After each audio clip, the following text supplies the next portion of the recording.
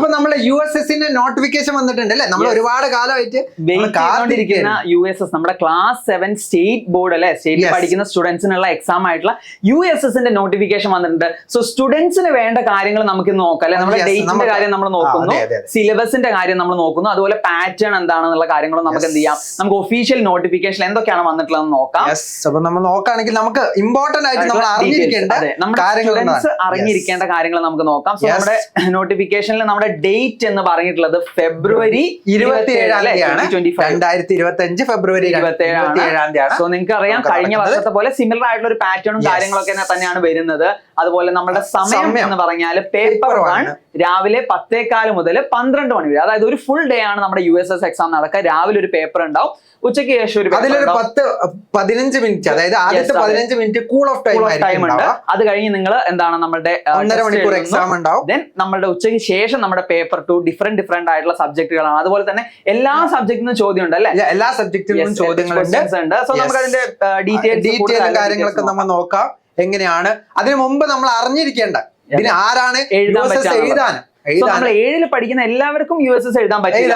So ആർക്കൊക്കെയാണ് Afthar sir നമ്മുടെ USS exam എഴുതാൻ? നമ്മളെ USS എഴുതാൻ പറ്റുന്നത് പറഞ്ഞാല് എല്ലാ വിഷയങ്ങൾക്കും A+ ഉള്ള ആളുകളായിരിക്കണം. ഏത് എക്സാമിന്? നമ്മളെ ഇനി വരുന്ന ക്രിസ്മസ് എക്സാമിന് എല്ലാ വിഷയങ്ങൾക്കും A ഗ്രേഡ് ഉള്ള ആൾക്കാർക്കായിരിക്കും. സോ നമ്മുടെ എക്സാമിൽ നന്നായിട്ട് പെർഫോം ചെയ്യുന്ന സ്റ്റുഡൻസിനാണ് USS എന്നുള്ള സ്കോളർഷിപ്പ് എക്സാം എഴുതാൻ പറ്റുക. സോ അതില് രണ്ട് ഒരു മാനദണ്ഡം കൂടി അതിലുണ്ട്. അതായത് ഈ കലാകായിക പ്രവൃത്തി പരിചയ ഗണിത സോഷ്യൽ സയൻസ് വിദ്യാരംഗം മേളകളിൽ സബ് ജില്ലാ തലത്തിൽ A ഗ്രേഡോ അല്ലെങ്കിൽ 1ാം സ്ഥാനമോ നേടിയവർക്ക് എന്താണ് നമ്മൾ ഈ രണ്ടാമത് പറഞ്ഞുള്ള കാര്യം നോക്കാം. രണ്ടാമത് പറഞ്ഞുള്ള കാര്യം എന്താണ്?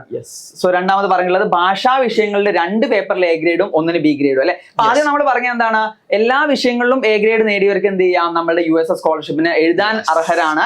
അല്ലെങ്കിൽ നിങ്ങൾ എക്സ്ട്രാ കരിക്കുലർ ആയിട്ടുള്ള ഈ ആക്ടിവിറ്റീസിലൊക്കെ സബ് ജില്ലാ ലെവലിൽ A ഗ്രേഡോ അല്ലെങ്കിൽ 1ാം സ്ഥാനം ഒക്കെ നേടിയിട്ടുണ്ടെങ്കിൽ ഈ ഒരു മാനദണ്ഡം, അതായത് ഭാഷാ വിഷയങ്ങളിൽ 2 പേപ്പറുകൾക്ക് A ഗ്രേഡും 1 B ഗ്രേഡും, അതുപോലെ ശാസ്ത്ര വിഷയങ്ങളിലും 2 A ഗ്രേഡും 1 B ഗ്രേഡും എന്ത് ചെയ്യാം, എഴുതാൻ പറ്റും. അത് ഈ ഇവർക്ക് മാത്രമാണ് കേട്ടോ, ഈ കലാകായിക പരിചയമേളയിലൊക്കെ പങ്കെടുത്ത ആൾക്കാർ. ഈ ഒരു കാറ്റഗറി അല്ലെങ്കിൽ ആർക്കൊക്കെ എഴുതാന്നുള്ള കാര്യങ്ങളൊക്കെ നമ്മുടെ സ്കൂളിലെ ടീച്ചർമാരല്ലേ, ടീച്ചർമാരാണ് നോക്കുക. ടീച്ചേഴ്സ് എന്ത് ചെയ്യും, നോക്കുന്നതായിരിക്കും. രജിസ്റ്റർ ചെയ്യാം. അപ്പൊ സ്റ്റുഡൻസിന് ചെയ്യാൻ പറ്റാന്നുള്ളത് ഇപ്പോൾ ഉള്ള നമ്മളുടെ ഇവരുടെ ടേം 2 എക്സാം അല്ലെ, അടിപൊളിയായിട്ട് സ്കോർ ചെയ്യാന്നുള്ളതാണ്. അപ്പൊ നമുക്ക് ബാക്കി ഡീറ്റെയിൽസ് നമ്മുടെ എക്സാമിന്റെ പാറ്റേൺ, സിലബസ്, അതുപോലെ ഡേറ്റിന്റെ ഡീറ്റെയിൽസും കൂടെ നമുക്ക്. അപ്പൊ നമ്മളുടെ ഓൺലൈൻ രജിസ്ട്രേഷൻ സ്റ്റാർട്ട് ചെയ്യുന്നത് 30-ാം തീയതിയാണ്.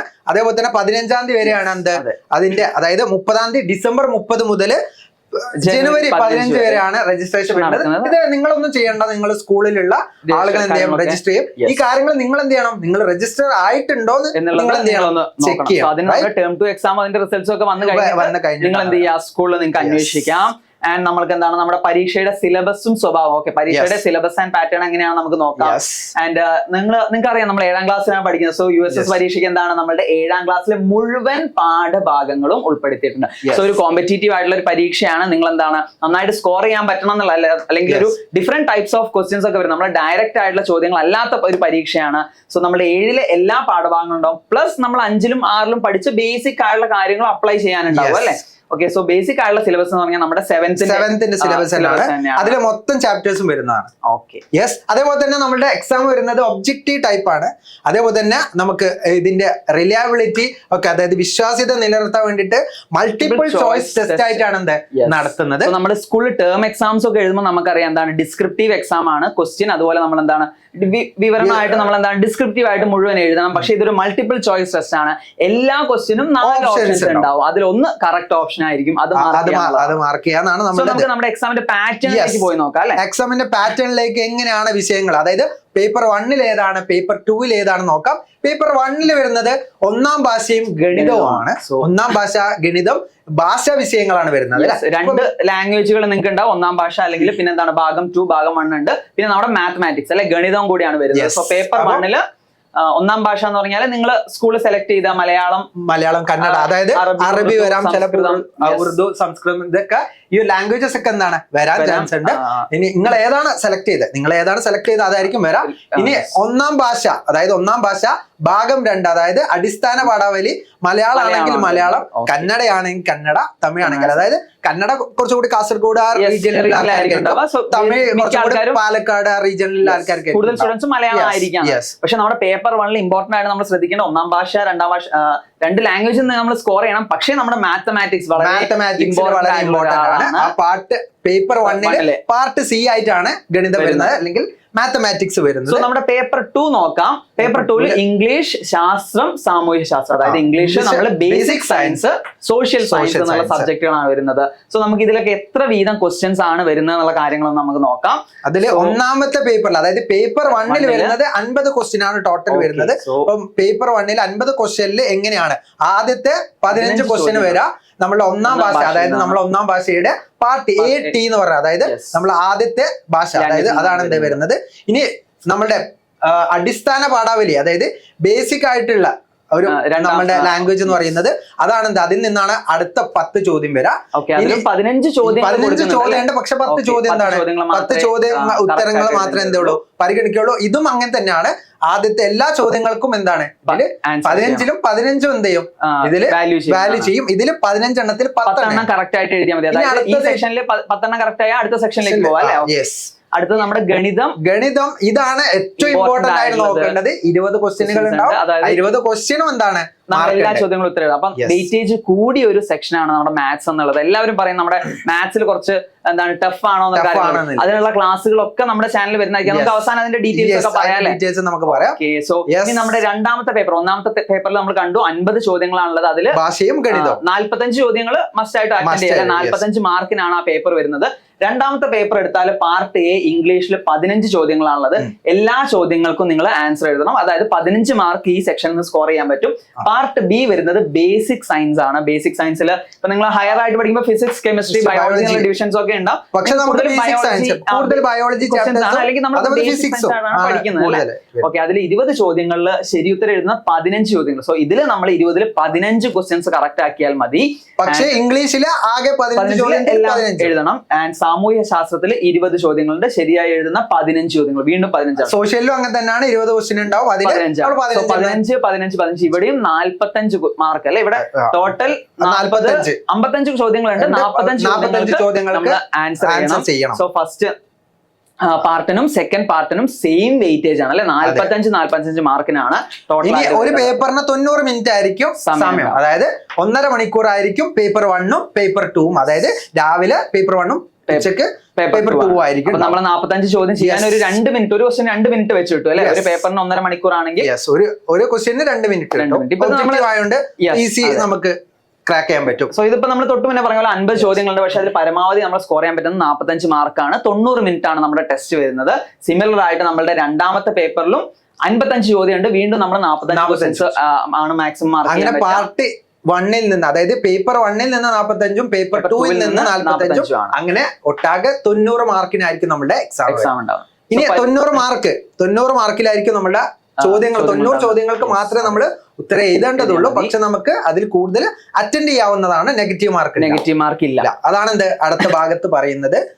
ഇനി നമ്മുടെ നോക്കുകയാണെങ്കിൽ എന്താണ്, ഒന്നാം ഭാഷ, അതേപോലെ തന്നെ സാമൂഹ്യ ശാസ്ത്രം, അടിസ്ഥാന ശാസ്ത്രം എന്നിവയിലെ ഓരോ ചോദ്യങ്ങൾക്കും 5 ചോദ്യങ്ങൾ യഥാക്രമം കലാ, സാഹിത്യം, ആരോഗ്യ, കായിക വിഷയങ്ങളുമായി ബന്ധപ്പെട്ടതായിരിക്കും.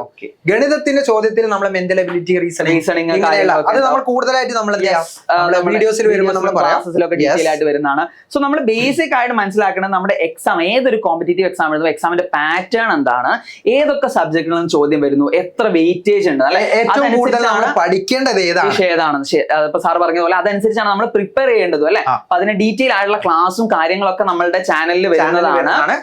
ആൻഡ് നമ്മളുടെ ഫൈനലായിട്ട് നമ്മുടെ ഡേറ്റിന്റെ കാര്യം കൂടെ നോക്കാം അല്ലെ. പരീക്ഷാ കേന്ദ്രം, മറ്റു കാര്യങ്ങളൊക്കെ സ്കൂളുകളാണ് ചെയ്യുന്നത്. നമ്മുടെ സ്റ്റുഡൻസ് ആവശ്യമില്ല.